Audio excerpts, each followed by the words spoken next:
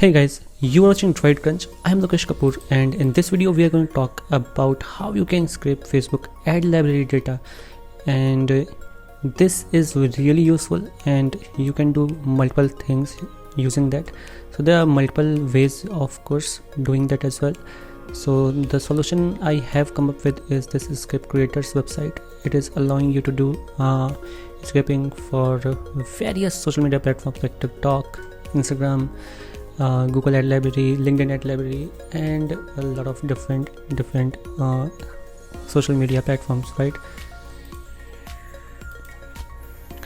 You can extract the profile details, user details, transcription, community platform, some search ads, and whatever and whatnot.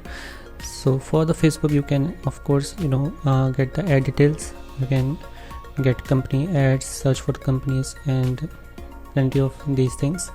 So yeah, if you're an ad library, it allows you to search for ads for various companies.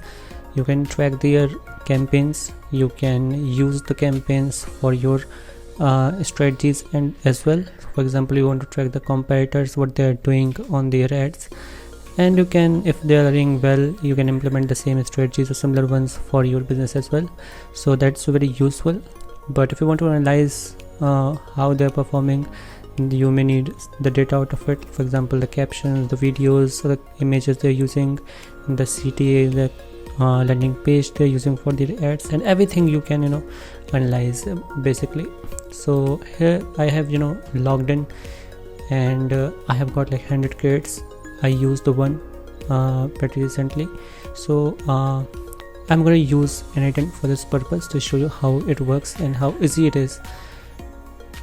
To first do that, I have created this workflow over here, and I have implemented an HTTP request, this one, and here you need to import the curl, but you need to first go to playground. Here you will find Facebook ad library, endpoint is ad detail, okay, and the parameter ID is this ID, this library ID over here.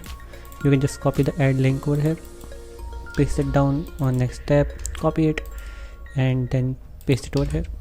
So your endpoint is appended with the ID and a query parameter like this, and then you can also add one more query parameter called get transcript with the value of true. So when it is set to true, you will be able to get the transcript in response as well.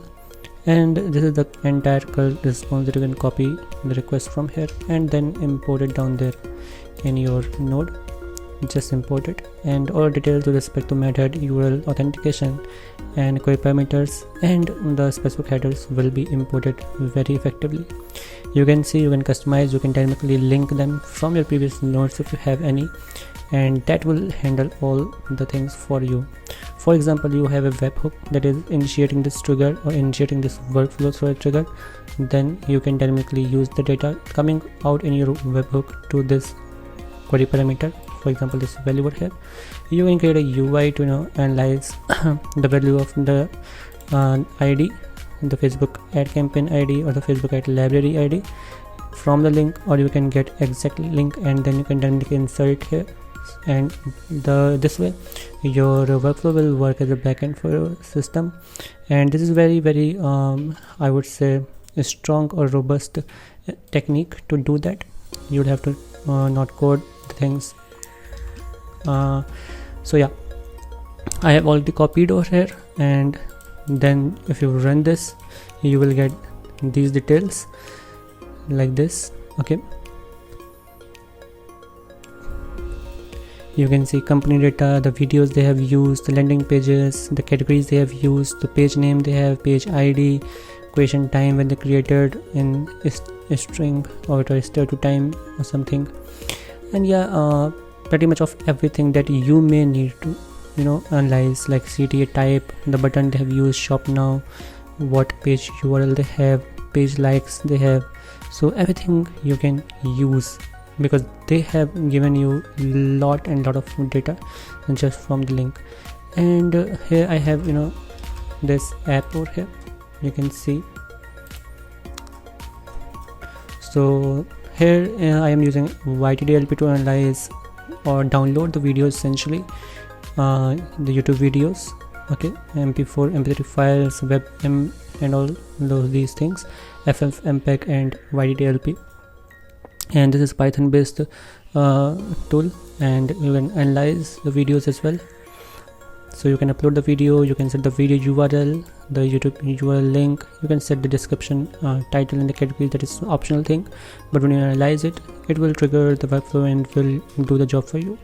And the same way I have this add analyzer thing, so you just need to import the details from the link, and then it will extract all the details. It will set the video URL over here and set all the essential details over here, like all the data you are getting from here will be inserted into this field, right? And then we will click on the Analyze Add button. It will take into account all the details, and you will be able to see in your requests, the previous requests, the completed ones, and you will be able to see the landing page with all the necessary details, like how the hook is, what the sentiment is. So all you have to do through the LLMs, you have to connect multiple nodes to that, get some content out of the details you are getting. So yeah, that could be very easy and very fun. So I hope you enjoyed watching this video and got to learn something new.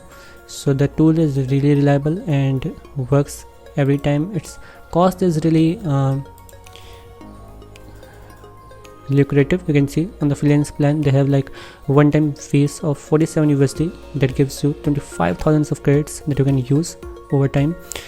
And if you want to use n8n for a backend, you can also self-host it, as I have done it, and it is really easy. I have shared video, and if you want to upgrade, you can do that as well. I have shared a video on that too. I will leave a link in the description so that you can get some discount, probably 20% when you purchase from a link for n8n. And yeah, that's really easy. It makes things easy. You can do all the connections, see your data flowing, and comparative to the code, it is really useful. You can manipulate things really easily on here and set this as your backend for the application. So yeah, so that's all for this video.